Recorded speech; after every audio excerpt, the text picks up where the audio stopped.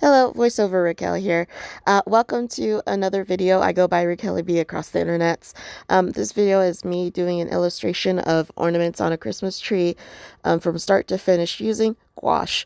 So if you like that, hang around, stick around, and you can listen to me for the next 50 minutes yapping away while I do paint stuff. All Hello, right, let's get so into it. we're gonna be painting this illustration for Christmas. You know, it's like up close shot of like a Christmas tree. I kind of just made it up, looked up some different ornaments and kind of made them my own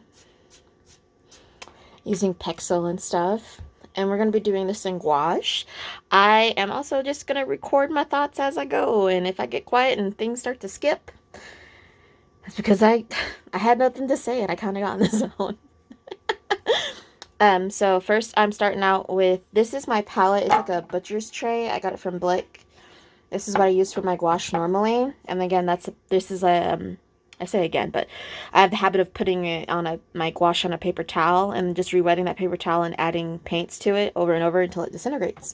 It keeps the paints wetter for longer while I'm working because, you know, I'll be sitting here for hours and then they'll dry up versus this being damp. So, and then this was full of old paint, like swatches or washes from mixing colors from an older painting.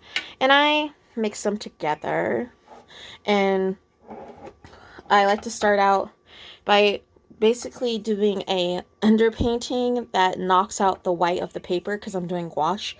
So I made two zones, like a greener zone from the mixes because that was on my palette, and then this one kind of just ended up a muddy brown. And so I'm just gonna go in here, and this is a 3/4 inch flat from Princeton and Newton, and this is on arches or ash paper. I've heard it pronounced both ways. And we're just gonna block in, and I work pretty thin, and then I work up that thinness. I call arches. Is a pretty good watercolor paper, so it's able to take on a lot of water. I'm not being too careful with anything. The lines are there just to remind me of the shapes and the composition. And then I'm going to add some interest because this is the background and I'm not actually going to do much more with it. And I'd rather it be overlapped than have whites. And now I'm going to work wet into wet and grab some fun colors just to mix them in. So this looks like a black, but this is blue, and I think that's the actual black up here. Or it might even just be a green, but I think it's black. Green's here, red's here. It's still saturated. Not enough to make thick paint swatch, but enough to, as you can see, tone the wash, because I just need to add more color. And these are actually also some of my stronger paints. They are these old blobs, or just of paint, were from a different set or brand.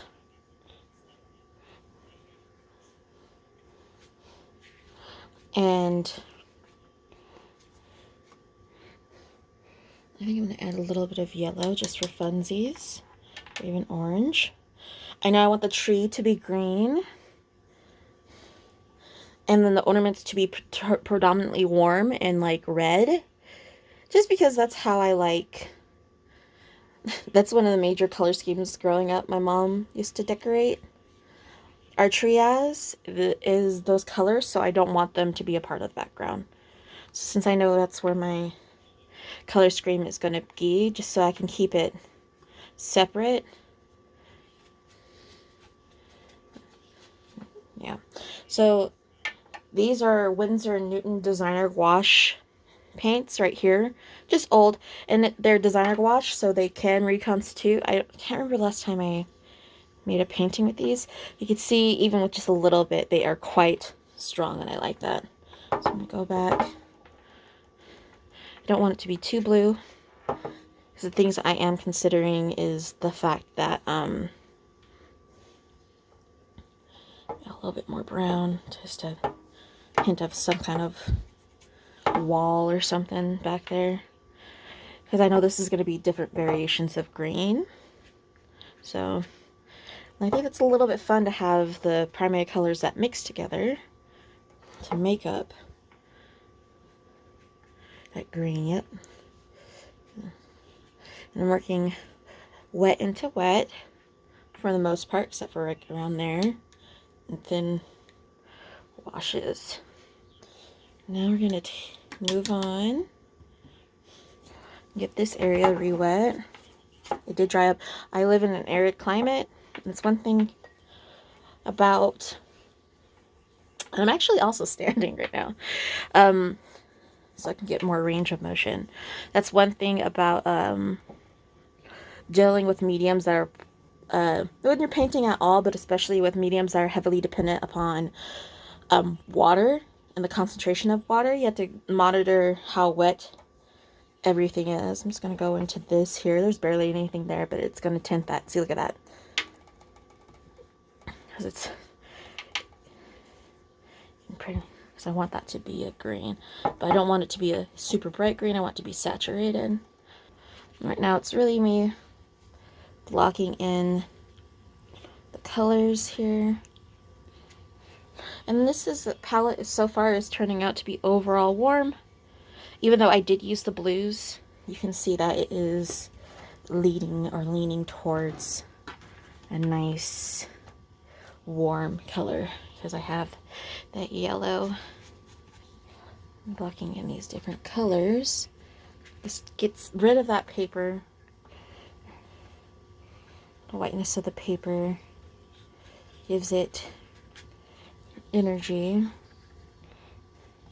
I'm not being precious about it because this medium is opaque. Right, pretty much done with that. And the whole time I really didn't blot off my brush to change colors because I wanted it to mix. I didn't want it to be very precise. I wanted that litany of color. You can tell by the sheen and the blooms, the level of wetness. Like you can already say like how because it's so dry and so warm, because I keep it warm even though it's winter, how I'm getting hard edges already because that area, even though I just painted it and put a lot of water on it, has dried. And I also know this paper can take a beating. It hasn't peeled up or anything like that, which is what I want. I do like working with square brushes, and then as I get smaller in detail, I will move to around. So I have this one. It's not my best square brush though, so that's the problem. Oops. Where'd it go? I swear, I feel like I'm blind. Oh, it's right there. So this is similar. This is an old candle jar I removed the wax from and just store my brushes in there because I have a bunch of brushes. And this one's a little bit thinner. I'll go with the thick one, the wider one, basically.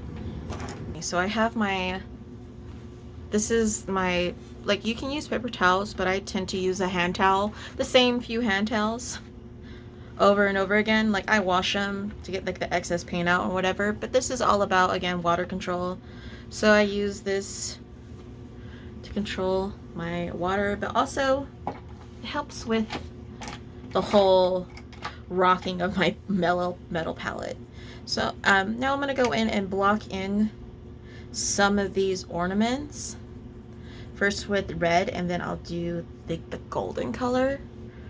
So I know I want the bow to be red, definitely.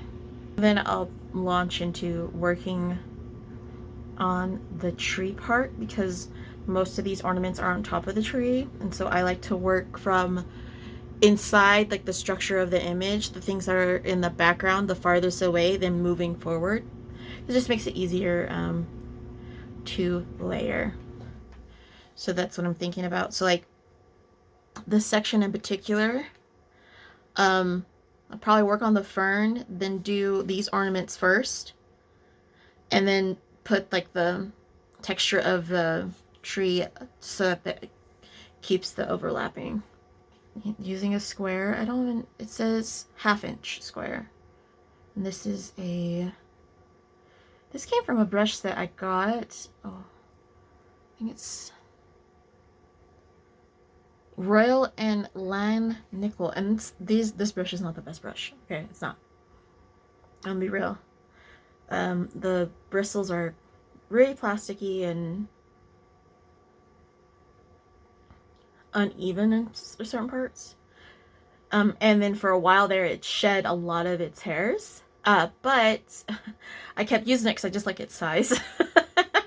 And I was like, it's not broke. I don't use it. I don't really use it for any major details. So the quality of the brush is not as important. Because if I have a brush that's frayed and I'm trying to detail work, that's when you can get errant marks and brush strokes. And that's when it becomes infuriating. But because it's, I use this mainly to block in colors and shapes, I'm not too worried about it. Another thing to consider is like while like gouache can be okay, is opaque, the quality of the medium itself, like the paint itself, can have issues. Like yellows won't cover, or what color you're using. So like yellows won't cover as well because it's just not as a strong a color for the most part in most paints I have found. So if I'm gonna paint something yellow, it's gonna be worth it to make sure I try to keep any of the washes of paint less dark in those areas, just to better reinforce that color and not make it a hard thing for me to actually achieve the color I want. So I'm gonna make this a mix. I'm gonna use this deep green first. That's the name of the color. This is Artesia and a 60 set. This is set I'm working from. I started out, this is the first set of gouache I bought because I wanted to see if I liked it, and it was worth the money because I don't think at the time it only cost me about 45 bucks for 60 paints. So that's less than $1 per paint tube. Other gouaches are like $2-3 per tube. So yeah, that's the thing to consider. I always say get the like artist or student, like get the student grade stuff before you delve into like the artist grade stuff. Just to save yourself some coin. Because if you don't like the medium or you don't like painting with it, it might not even just be the medium for you. It's probably just, that doesn't matter. Probably just something you don't want, not necessarily your tools. This is actually a violet. Nope, that's actually a black. Never mind.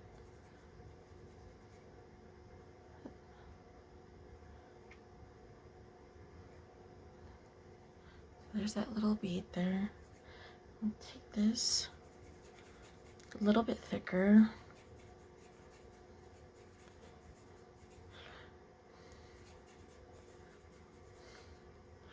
I probably should have practiced how I was going to render the fern texture, but I'm kind of just winging it, honestly. We're painting to paint. Working with wet paint versus the reconstituted dry is a marked difference. You can re-wet your paints to get them back to that level. It just takes time, and I'm impatient. So I tend to work with the decrepit, kind of dried out paint for my washes, and then when I want to paint more thickly, I add more paint to my palette. So that's what I like to do. There's a darker brown there.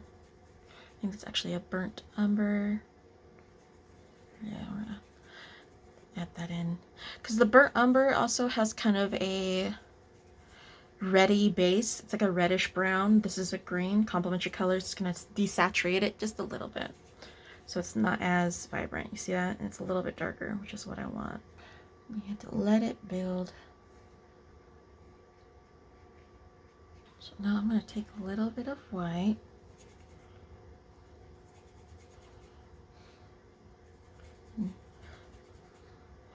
mix it into this green I already have on the pan.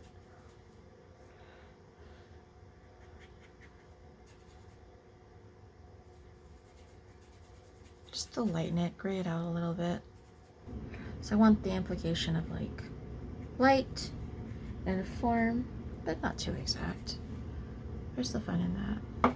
Also, the focal point of this image is the ornaments. It's not really about the tree branches. So I'm kind of just getting like the vibes of a tree branch, you know? And adding a different layer of light versus dark. And I also like to use minimal amount of brushes because one, I might be a little bit lazy, but also it helps you explore the different marks you can make with a singular brush.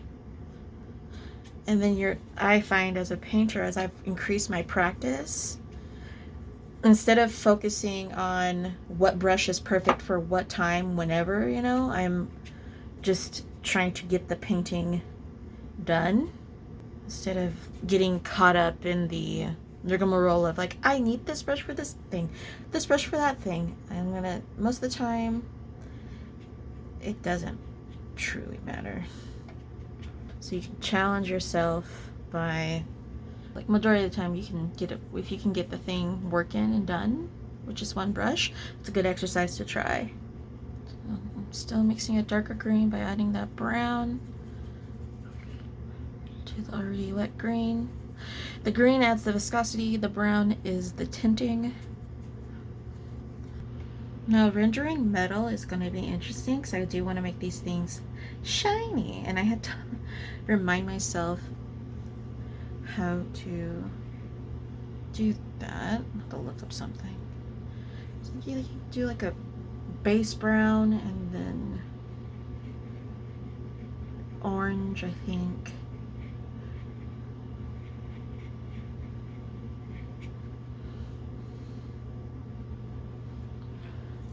I'm also just gonna make this whole thing gold because I like it. I think the next thing I'm gonna need to do, I want to add some highlights to the red. So this is where I'm gonna switch, not to the red, to the green. All right, so I'm back. I'm not gonna switch my brushes, and I did pull out a pre-mixed color because again, 60 paints. I'm used to mixing, but might as well use them up. You don't need 60 paints to paint. Most of the time, you just need like a primary, honestly. So there's like no worries about that. Like all you need is like red, like some kind of like either red. I would recommend red though. I would recommend some kind of like magenta or kind of pink tone because it will make it so that when you mix your purples, they're more vibrant. Versus like if you mix a classically red with a blue, you'll get very dark purples. And I like bright purples.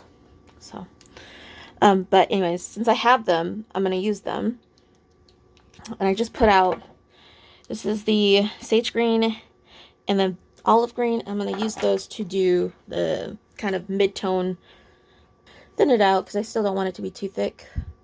But I'm going to get that, like the mid-tones. And then again, as you can see, as I'm layering, it's pushing it's like carving out the image. And I'm standing, so I'll probably sound closer. Back to sitting. There's one thing about painting. It's not a mistake if you do it on purpose a lot of times.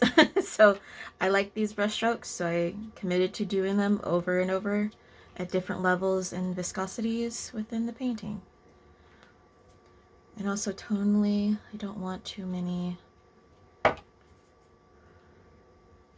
So I have to decide what angle the light is going to come on, and I'm thinking because of how these shadows are working, it's going to be coming from the upper right.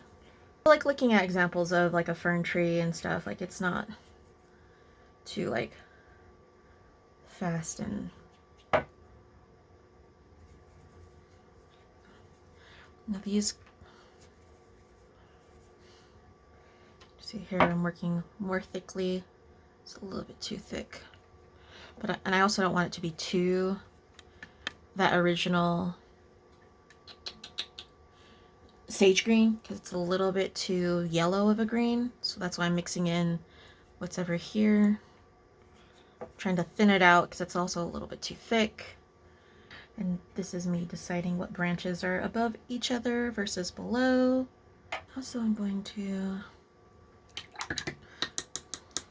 reinforce the darks here now that I have that green for comparison, that sage green. And I honestly, I'm going to add a little bit more red, just actual pure red to it, so that we get a real nice true desaturation compared to before. And red is very powerful. You see, that was just a little dippity dop from the actual decrepit paint, as I like to call it. And it's already grayed down. Look at that. How much grayer it is. Mixing it together also doesn't hurt. I'm also going to use that cooler green. And you could tell because like these are all considered greens, but when they're next to each other, this is why color theory is important in practice, because you have to compare colors not only in singularity but also together, and their tones will make each other interact differently. So a color that would seem cool or not, like red or orange or whatever, will behave differently in different settings and contexts, because that's how we read and understand colors with the human eye. That's why, like, if you go to, like, you'll see, like, some things on, like, different, I'm trying to see if this is dark enough. Oop, yes, that is actually good. You'll see different examples, like, I think even Proco goes through that example about how color behaves differently within context. And using, like, an example of a checkerboard with, like, a shadow on it. And you get better at color just through practice. I paint at least weekly, but sometimes I paint daily.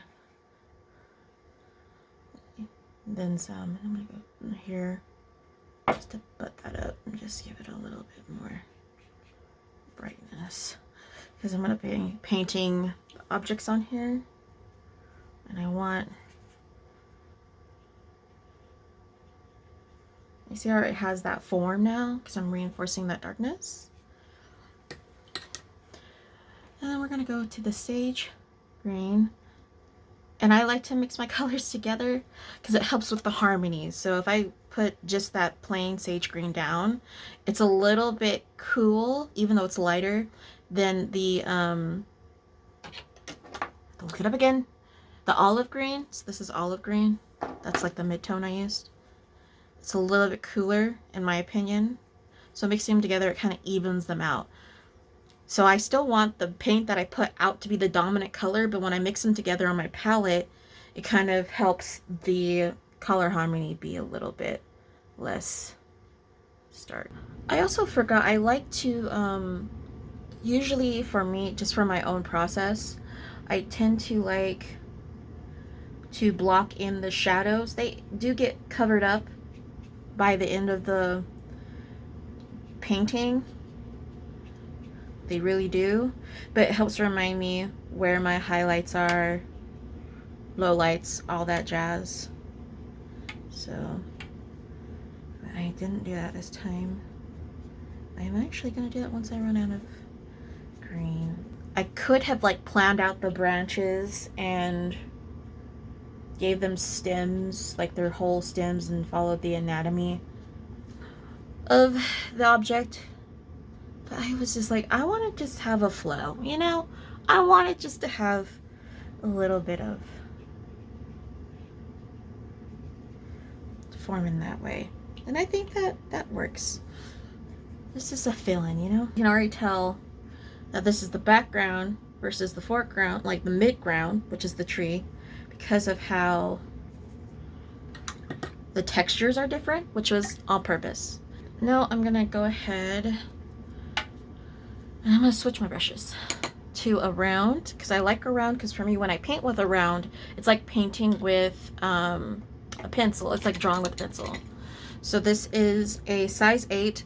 I stay living in size 8 rounds, size 4 rounds, and like if I need to do very, very fine detail and my brushes don't get to a fine point, then I go to like I think a size 0 or whatever. But I don't have a whole lot of brushes. Like, that's a lie. I have a lot of brushes, but the ones I use mainly, I maybe use 2 to 3 brushes per painting. I just had a lot because I was experimenting with what shapes I like, like bristle textures, length of bristles, and everything for the medium that I'm doing in the picture I'm trying to achieve. That's all. And I started out with the cheap packs that you can find, like, you know, at Walmart or whatever, or not Hobby Lobby. I don't shop at Hobby Lobby. I have yet to step foot in a Hobby Lobby. But like, or Joann's or Michael's, and then I kind of just dwindled down what actual brushes I use versus for my paintings versus not. And then also too, I still have those brushes and I use those for like crafts and stuff. So I'm not very precious with them. I still use them. So like I'll use those brushes for priming canvases, especially if I'm doing acrylics, because I do paint on acrylics, and if I prime the paper, I do paper with acrylics, not paint on acrylics. I do paper with acrylics, and so if I prime the paper first with gesso, like acrylic meant for acrylic, it works out better. I'm an artist who likes to use paper for her medium versus like canvas or whatever. It's the whole thing. Uh, I've tried canvases; they're fine, okay. I prefer the feeling of paper, so I just use paper. I'm gonna get this round, and we're gonna mix in this area right here. Use up some of this green.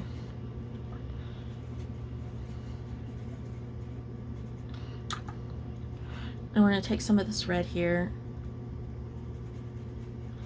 because we're going to make a shadow color. And I already made too much green, so I'm kind of try to use it up for the shadow. And then we're going to take some of this blue here. Here we go. And again, there's basically nothing here. But it looks like there's nothing there, but the paper towel absorbed a lot of the paint. So if you just wet that bad boy. And you can see the thickness of the paint that I'm using. It's still pretty thin because this is, again, going to be just for shadows.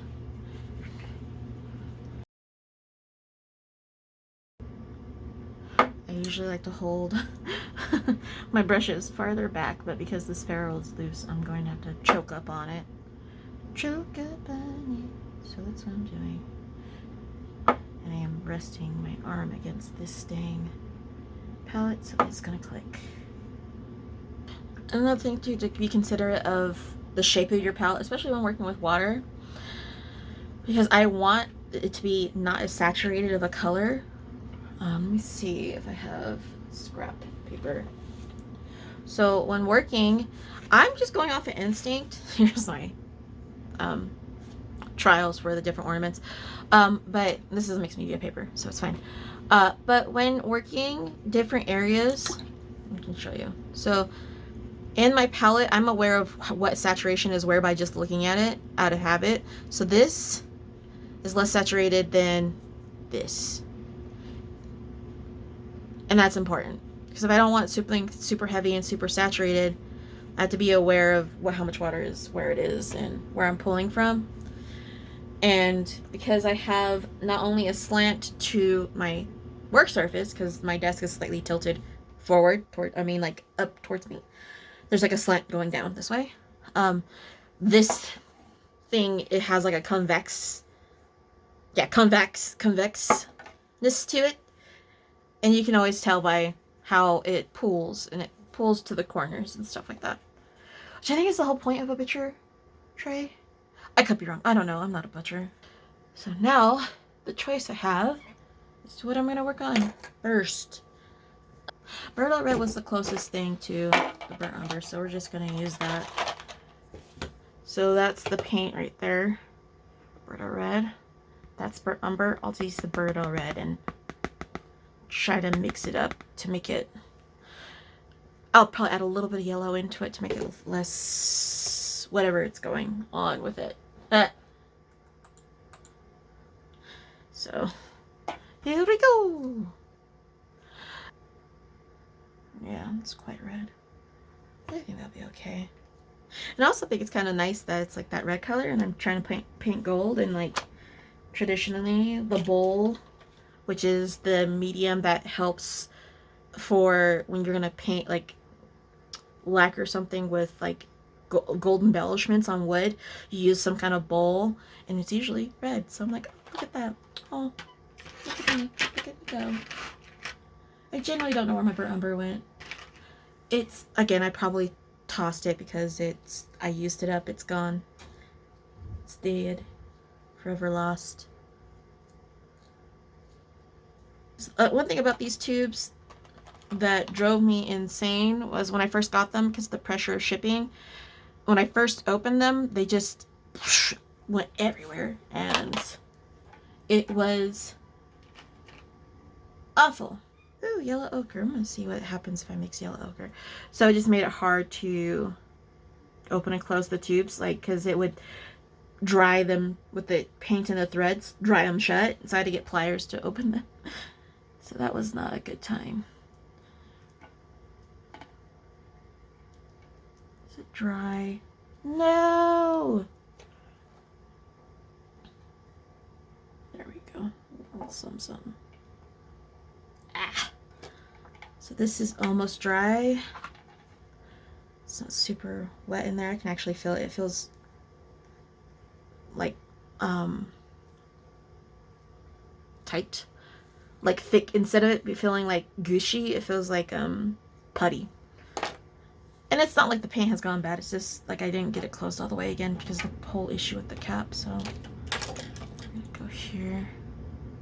Yeah, look at that. It's like a putty. It's even moving like a putty versus like this paint.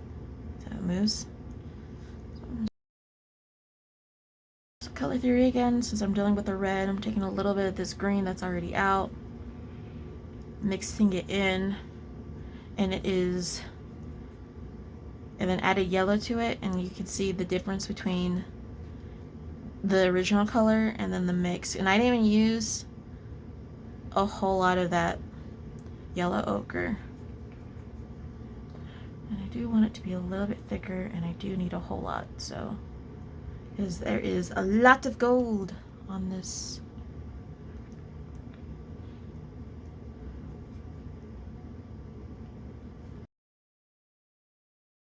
Blend out this edge. Back with the square, with the damp. And I need a darker color and a different brush, because this one is annoying to me. Even though it's around, I think it's because the ferrule is loose that it bounces around and I can't control the pressure. So it makes it a pain in my tootie to get thick and thin lines with what I want. So now, I usually don't like to use black in my paintings, but I feel like this will be alright. It'll help with how graphic it is. This is a Princeton Aqua Elite, size again 8, and it doesn't have an issue I have earlier. So we're gonna go in. I'm just using black or Nior from this Arteza set. This too. Blend. I just want this to be damp, so I'm wetting it to make sure that the bristles are damp, but there's not water, and that way it kind of prevents it from picking up the paint, but it helps me move it around. I also don't want to like move stuff around too much, because it can expose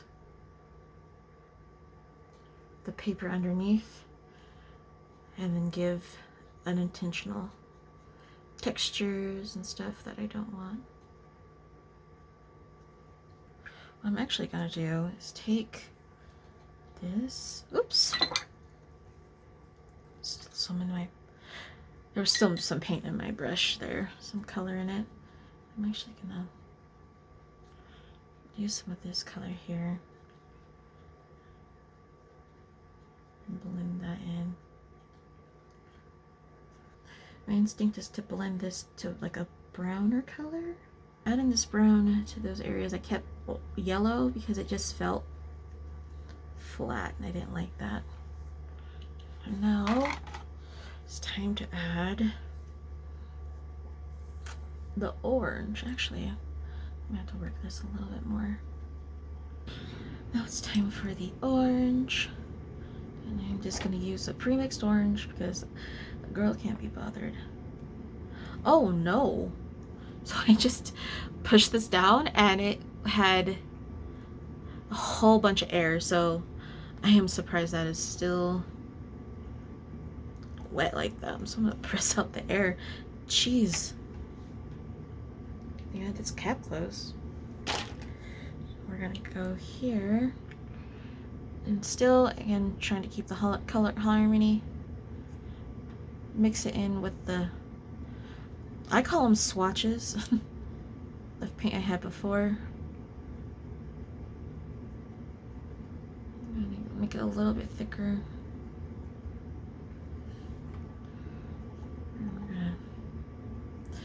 Oh, that's too thick. That was not blended paint.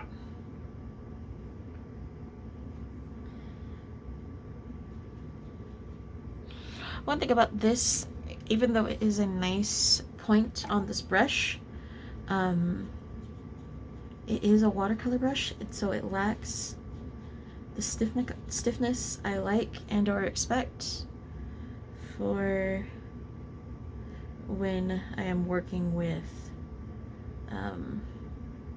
gouache.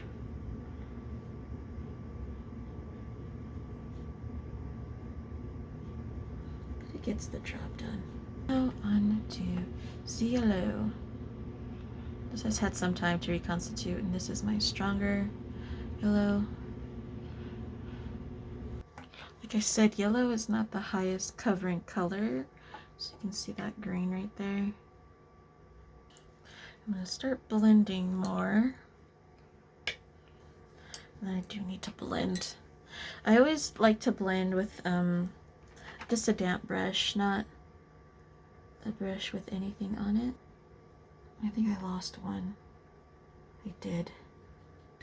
And I do need a white. A bit more orange. Permanent white. I like these because also the caps are a bit bigger, so I can grip them better. And also this white is very powerful and strong. So I just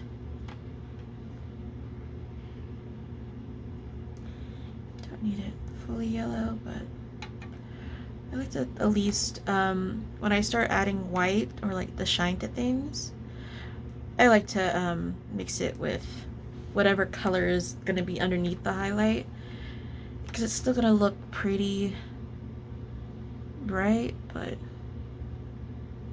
you know, this just helps.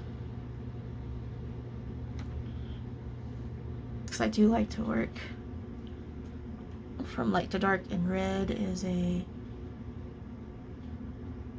darker color, but I just wanted to paint some gold, so I did. Actually, I'm also gonna pull out my, this is the cadmium-free yellow Wan Sans Cadmium. Yeah, get this bad boy out. Yeah. So we're gonna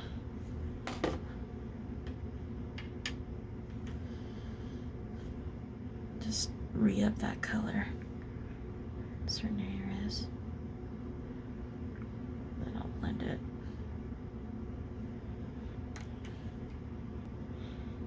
That lends itself to the looseness of the painting that I have so far. So it's not going to be perfect blends or anything like that. Reinforcing the highlights now. So I now have more paint. Now we're going to do a bunch of red stuff. And I think I'm going to use this Bordeaux red again. Take this Bordeaux red. It's too much paint. I mean, that's too much water. And then I do need, where is that? That deep green. So we're gonna use that to mix the shadows with this Brita red.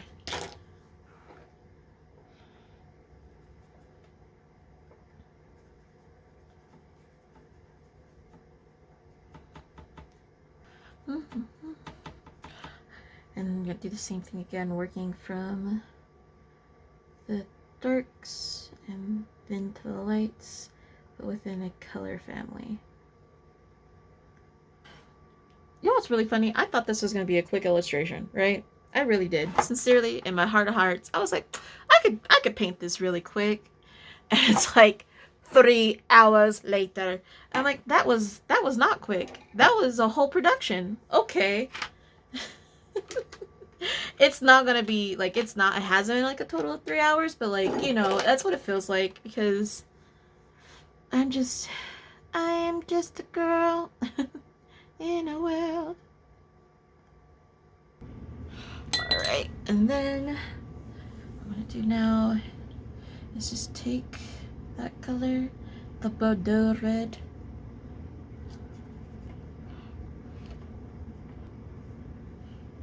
and probably just a touch of white there. I said a touch and then I added a whole bunch. Now we're going in with that mid-range tone.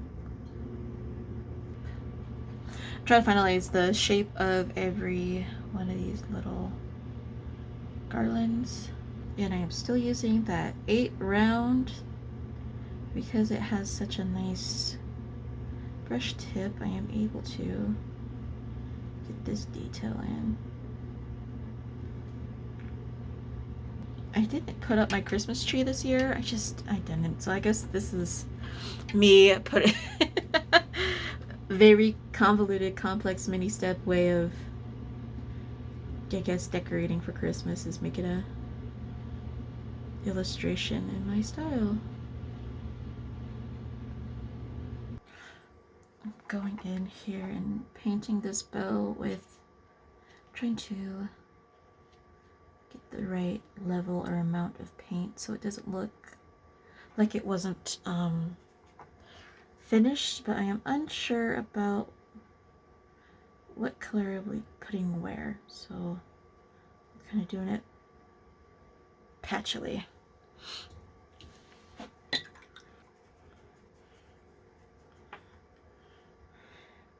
Go in here and just add the ornament toppers.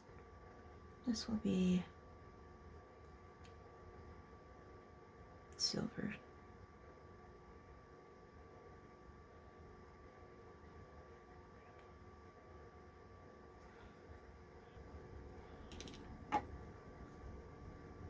Doing the same thing again, go dark.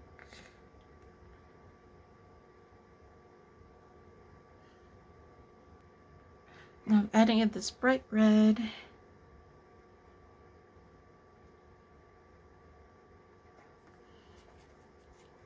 Mixing in with the red I had before. This is a more of a on the yellow side, and we were dealing with like a winey kind of red color, so I do like its starkness, but at the same time I want it to be not too stark. Oh my goodness, so I don't have enough paint, so I need to make more paint. I could tell I have not enough paint because every time I try to put my brush down, it just didn't do anything. So it means that I didn't have enough paint. So we're gonna make more.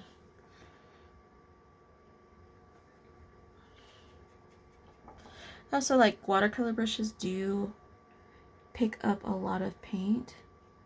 There we go. And so at a certain point, that's why I don't like to always use them for gouache. It gets to a point where I'm like, this is too absorbent for the medium I'm using. I think my other gouache brushes are just not it. They're being a pain in my neck, so.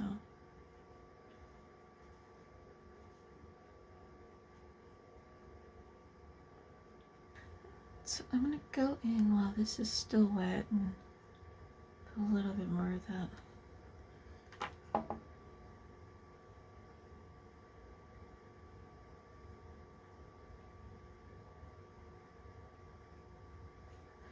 Purpley color. I'm mixing a little bit. Oop, I said a little and I got a lot. Reinforcing, I'm going back to the shadow reds here. So adding that winter green in. I will go back and blend. I'm gonna blend this area because I don't like it on the bigger pieces, but the beads, I'm gonna leave them unblended because I don't care. Well, it's not that I don't care. I like the way it looks. So I'm gonna take this permanent white and just kind of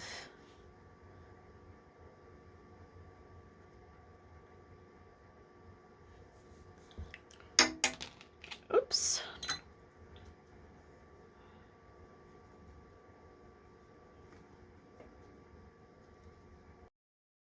Give it a bit of a shadow. It doesn't really make sense because of the pine or whatever, but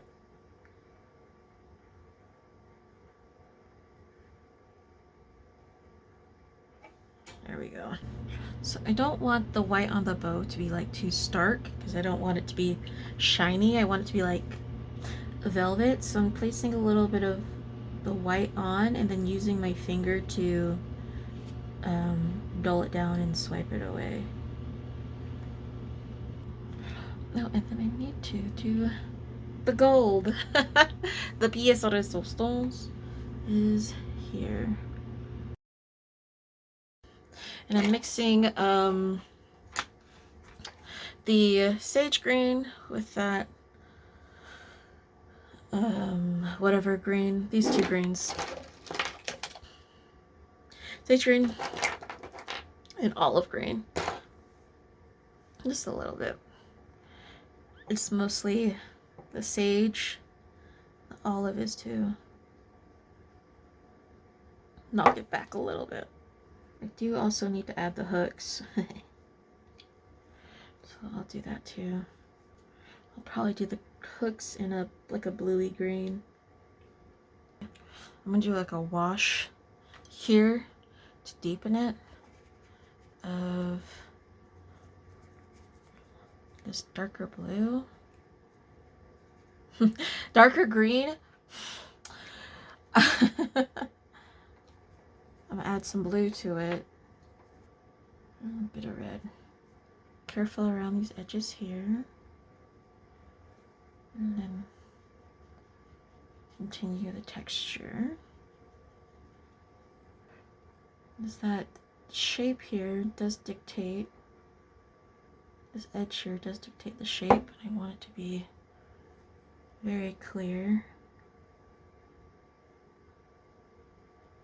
and reinforcing the shape and the color and the depth.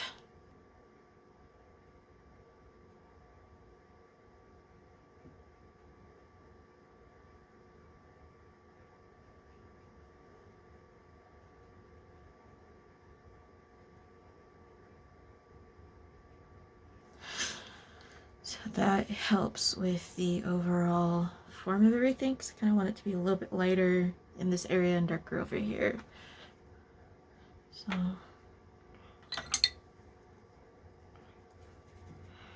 and I'm gonna do it again.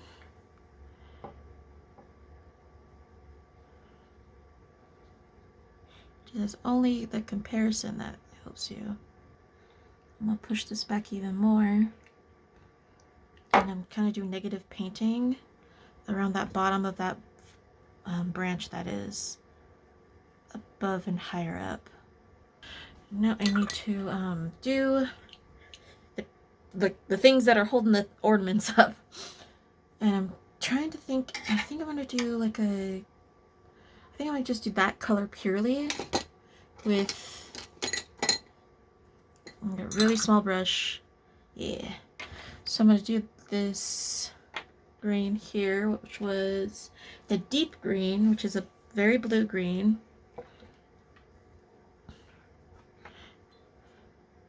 I'm going to probably do that just alone. And maybe add a little white to it. We'll see. I had to correct that one because it's a little bit thick. But got her done. I usually try to sign, do the signature in whatever medium I was painting in. I usually don't have too much of a hard time with that, but we'll see how this is gonna act. Okay, so I think I got it done. This is my illustration for Christmas. Looking at it, I do kind of want to fuck around with the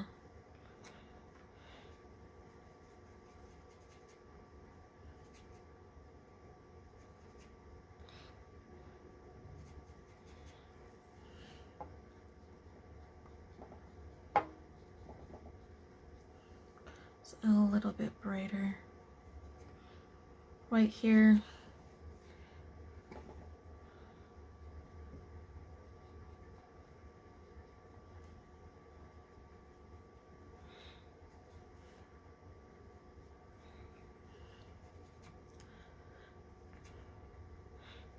Because I like it.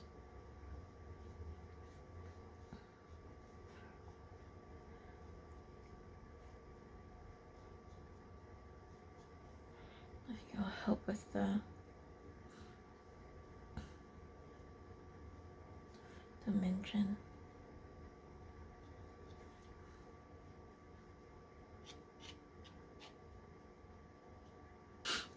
Let's peel back the tape.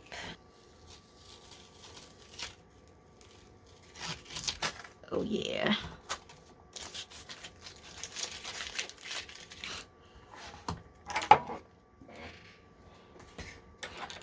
Nice crispy edge. I think this tape I have is a little bit older, so its adhesion, not great, not great, not great, not great.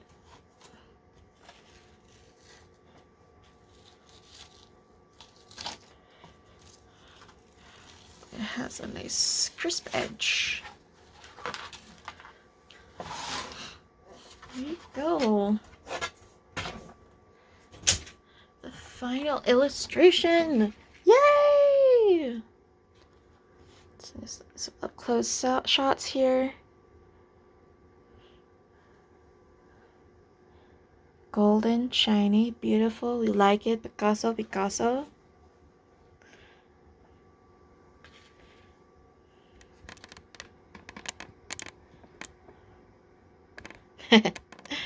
Alright, so thank you so much for hanging in there and watching as I paint and yammer on about painting. I hope you guys have a good holiday. Bye!